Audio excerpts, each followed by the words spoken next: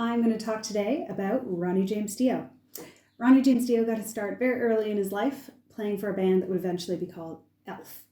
Elf opened for Deep Purple, and when Ritchie Blackmore was in the process of leaving Deep Purple, he recruited Dio to join and form a band with him called Rainbow. Rainbow had a bunch of hits. Dio was the primary lyricist for that band. They did a few albums together, and the imagery of the rainbow ended up being synonymous with Dio throughout his entire career. He wrote many songs that would focus on the image of a rainbow.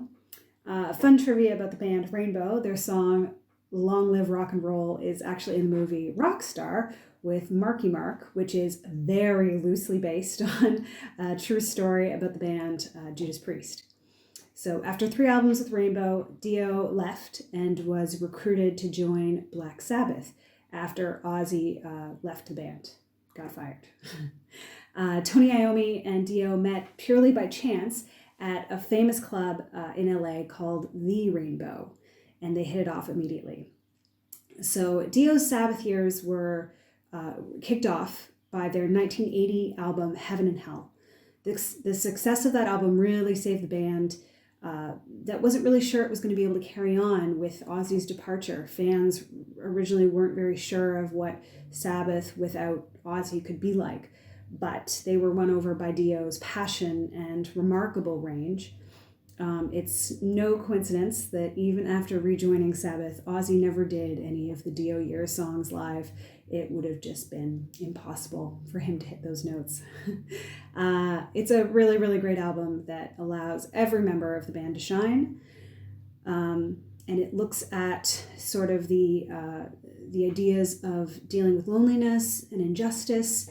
And it really helped usher the Sabbath sound into the 80s that were very much changing from what the sound in the 70s were. So their follow-up album, The Mob Rules, didn't go quite as smoothly. There was less critical acclaim, and there were some personality conflicts within the band. Dio would later quit as they were in the midst of mixing a live album, just due to some interpersonal conflicts. But Iommi and Dio and the rest of the band later in life acknowledged that the infighting was just petty, and they stayed close even up until Dio's death. They relaunched the lineup briefly in the 90s, and then in the mid-aughts, they launched a band called Heaven and Hell that did songs from that period, and they went on tour, and they did launch a couple albums in that lineup. So after Dio and the Sabbath drummer Vinny Appice left Sabbath, they formed the Dio Band.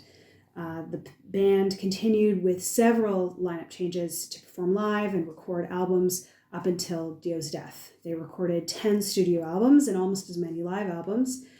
Dio continued as the primary lyricist and focused on fantasy themes and did a combination of fast-paced songs and heavy metal ballads. So Dio was one of the first heavy metal vocalists with a soaring range.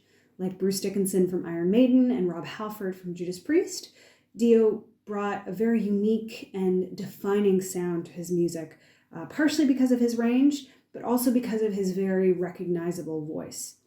He was also known as an extremely kind and welcoming person to fans. Lizzie Hale from the band Hailstorm remembers Dio telling her at a festival they both performed at, "You may never remember these venues you play or the names and faces of the people you meet, but they will remember that moment of meeting you for the rest of their lives. So you got to make it good for every single one of them," which I just think is so lovely. Dio gave his fans a lot of reasons to look up to him. The message in his music explored issues of battling inner demons and giving you permission to feel sad. A message that's not very common in heavy metal, especially newer bands. They seem to have one reaction to negative emotions, and that's rage. I'm looking at you, Five Finger Death Punch. Dio's message was it's okay to feel happy or sad or feel like you're struggling, but you're going to be okay. women weren't objectified, and that empathy and compassion for the marginalized truly comes through in so many of his songs. He told us we weren't alone in our suffering and that there was light in darkness. There was a rainbow in the dark. So tomorrow marks the 10-year anniversary of the loss of Ronnie James Dio, and he somehow looms just as large now as before. Dio is remembered as the person who popularized the metal horns as a way of warding off demons and devils and things that go bump in the night, not as some satanic ritual as the satanic panic movement might have you believe. Also, the fantasy imagery makes Dio a very popular soundtrack for Dungeons & Dragons tabletop games. There's also numerous awards and metal festivals dedicated to Dio's memory, even a monument in Bulgaria, which I'm absolutely going to go visit someday. Dio's widow, Wendy, has created a fund that raises money for cancer research called the Stand Up and Shout Cancer Fund. There has been annual events and merch sales and even a compilation album of Dio cover songs by famous musicians that is fantastic. And over the past 10 years, it has raised over $2 million. Also, there is a hologram that tours with a live band, but we're not going to talk about that.